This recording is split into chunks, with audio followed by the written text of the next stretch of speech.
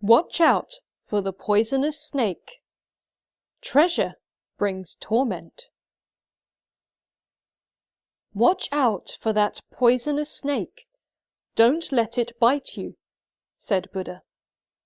I won't, said his disciple Ananda, who was following close behind. A farmer overheard this exchange and peered into the grass to see the dread creature for himself.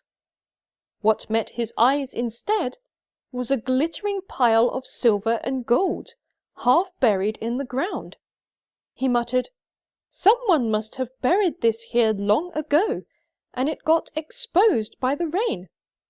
How foolish of the Buddha to mistake a pile of treasure for a poisonous snake!"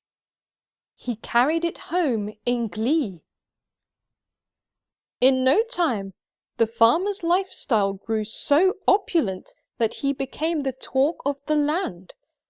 His story eventually came to the attention of the king, who grew suspicious and subjected him to a strict cross-examination. The farmer confessed all.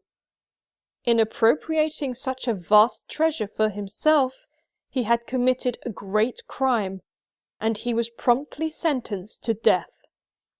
He went home with just 3 days of grace. When his family heard what had happened, they were overcome with sorrow. "Shakyamuni was right," declared the farmer in heartfelt tones. "That treasure really was a poisonous snake. I got bitten by it, and now I'm going to die. And the poison will affect even my wife and child.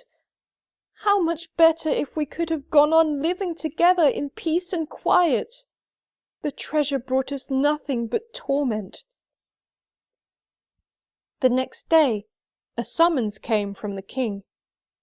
Fearful that the execution had been moved up, the farmer presented himself at court in fear and trembling, only to be told that he had been granted a full pardon. The king explained, "Before you went home, I had one of my men hide under the floorboards of your house.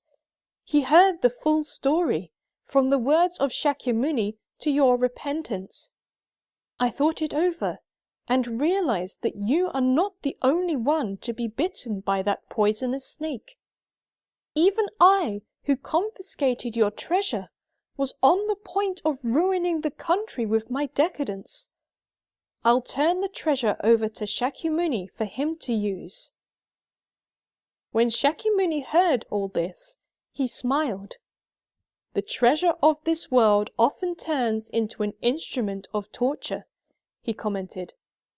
"I'll use the silver and gold to spread teachings that lead one and all to true happiness."